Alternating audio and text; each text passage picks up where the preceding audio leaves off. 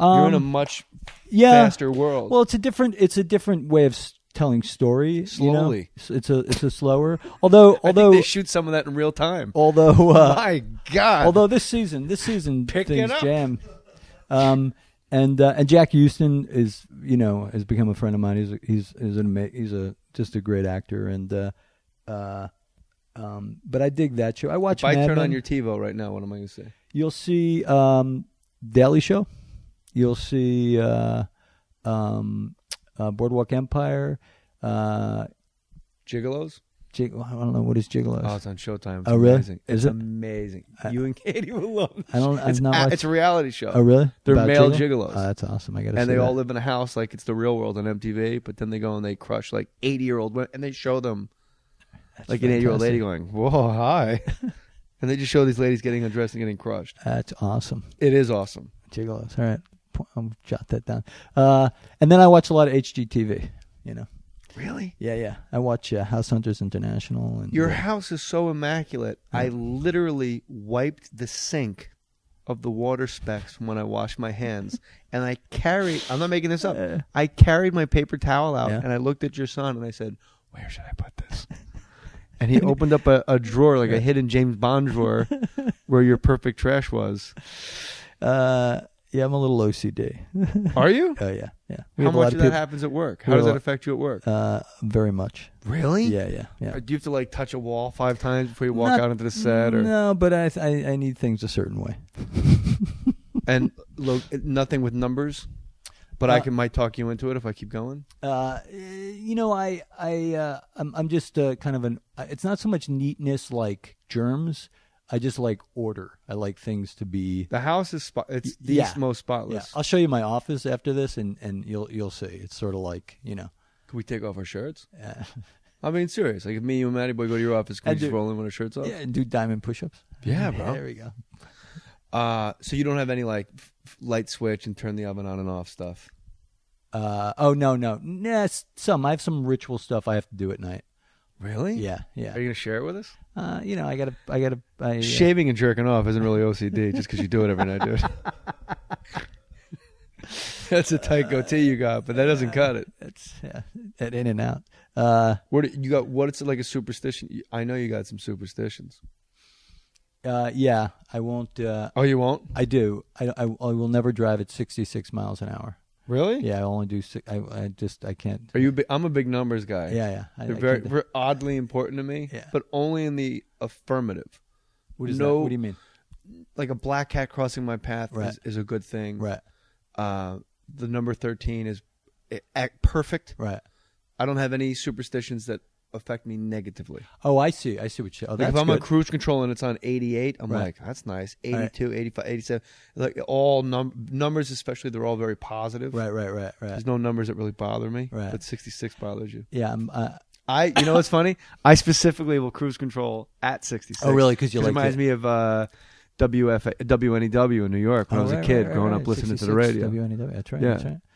So I'm like, 66, right on. Yeah. That's my dad's favorite station. What's your favorite number? 4. Really? Yeah. You don't hear many people say that. Yeah. Me saying 4. 4. Blue. I had a little kid response. I've never heard anybody say 4. Have you ever heard anybody say 4? Oh, here's a superstition. Every time I go to Vegas, every time I walk by a roulette table, I'll bet 4, and then I won't stay, and then I'll just walk away. You don't even see if it hits? I'll see if it hits, but then I won't bet anymore, and I'll walk away. You're not a big gambler, though, are you? No. I hate losing exponentially more than any pleasure I get from winning. Yeah. That's kind of like stand-up, too. You never celebrate when your car doesn't have a flat tire. But when your car gets a flat tire, oh, my God. And that's how it is like when you start bombing on stage. You're like, what the fuck? Right. What's the worst you've ever bombed? You got to understand, the rooms I came up in were actual mob-owned bowling alleys like in Staten Island. And I was a 16-year-old, 105-pound wrestler. Like, I was up there in a varsity jacket and a crew cut going, I'll tell you what, get the fuck out. I'll break his fucking balls. This kid's got a set on him. So by the time I actually played real rooms, it was this. It was like this Dionysian, like the lights and clinking glasses. Clinking, and there was actual like waitresses, and no one's knocking over bowling pins or knocking off people's faces. Right. So by the time I hit rooms, right, it all sort of went well. I got you. Which I think drove other comics crazy. Right. That it just seemed to work. You didn't, yeah. And when I bombed, I was in Louisville, and I had some bad sets, but the club closed 2 weeks after I left, and I was like, nah, it's something about the town. And then when the club shut down, I'm like, yeah, fuck that town. They suck in Louisville. And then other comics have said, yeah, it's not. Yeah, I guess corporate gigs, you can really eat a bag of dicks. Oh, wow, right. Like all of a sudden you're in front of a bunch of 75-year-old urologists. Right. And there's only like 40 of them, and you're at a golf club across the street from the Masters. Literally. Right. It's like white on white on white on white. Like it's just a parade of white and old. And you're going, whoa, these kids today. And you go, oh, just don't curse, keep smiling, and you hope you Jedi mind trick them into thinking you were a nice, handsome young fella. I wore a suit. I used to do the Bitter End in New York, and there was a guy there that would book out comics, and my first paying gig, it was at a restaurant, an Italian restaurant on 10th Street in the Village. It was where they shot Pope of Greenwich Village. It was that restaurant, Pope of Greenwich Village. That was the restaurant we played. Which restaurant? Bedbug Eddie's place? No. Remember when he gets thrown out because he's stealing in that opening scene with that restaurant. Yeah. That restaurant, and we were like slaves in there, Charlie. Exactly. What are you worried about your suit for, Charlie? You ain't got no job to wear it to, man. Say what you just said to me again. Say it again. And that fucking dumb break. What are you worried about your suit for, Charlie? You ain't got no job to wear it to. That's right. Because you stole. So that was your first paying gig? That was my first paying gig. That's my OCDs. I can't not say a movie. I love that's one of my favorite movies of all time. And but it was my first paying gig, and I thought it was a comedy night, and it wasn't. It was like a variety show. And I went out there, and it literally was all these elderly people that had come from church and were sitting there with the hats, and on 10th Street? On 10th Street, and before me, it was a 3-piece like quartet. It was like, an upright bass, a viola, and playing fucking Mozart. That's what went on before me. I think what's more impressive is that there's a 3-piece quartet. What did I say? 3-piece quartet? What the fuck? That is impressive. How do you follow that? I am so high right now. How do you follow a 3-piece quartet? I can't wait. You know what? This is how pathetic I am. My first thought was, I can't wait to tell Katie you said that.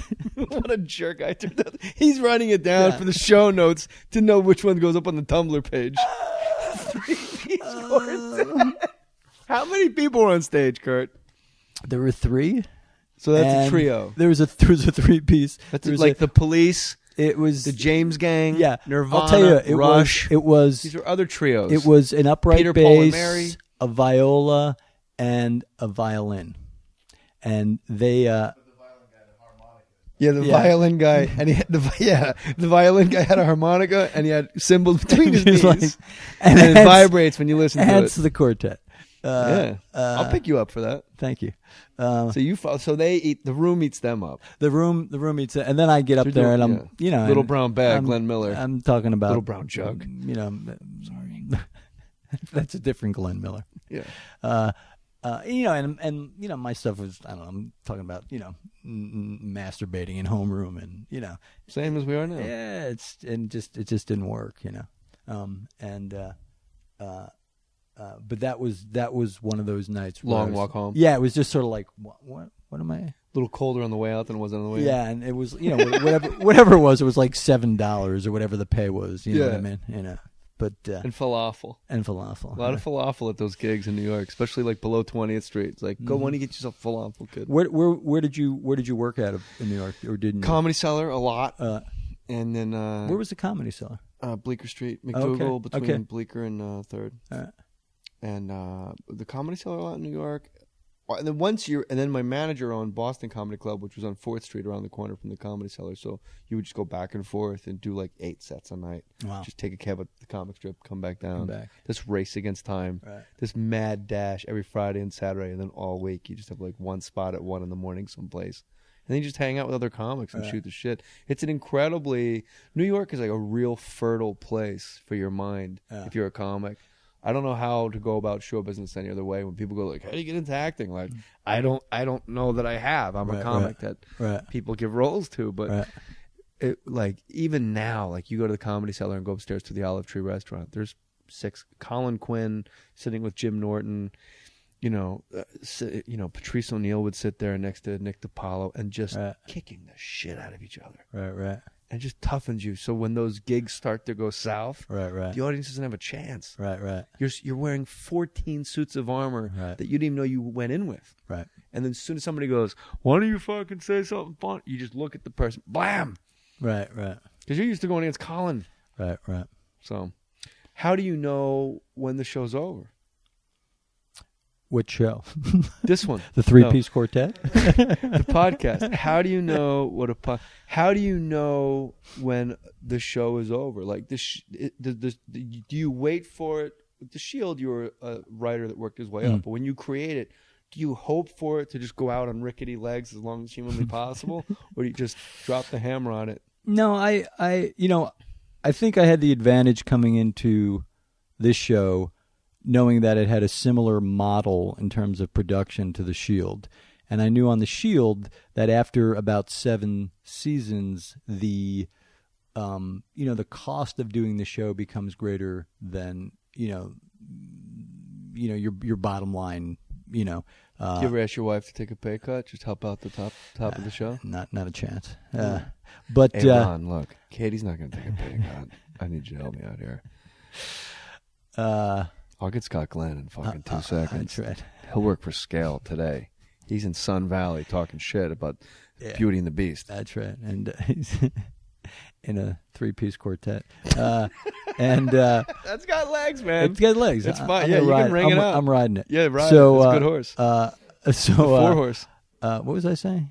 How do you know when the show's done? Oh, so I had a sense of okay, if I have the the legs to last at least 7 seasons, what would this show look like in terms of that production model? So I think I came into it with a sense of, do I have enough story for 7 seasons? And then, in my, as I walk through the process, I have that end game in mind, and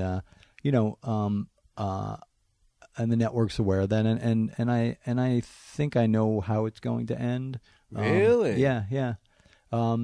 And Super virus. Everybody gets a weird flu. It's all a dream. Ron Perlman wakes up next to Bob Newhart. Yeah.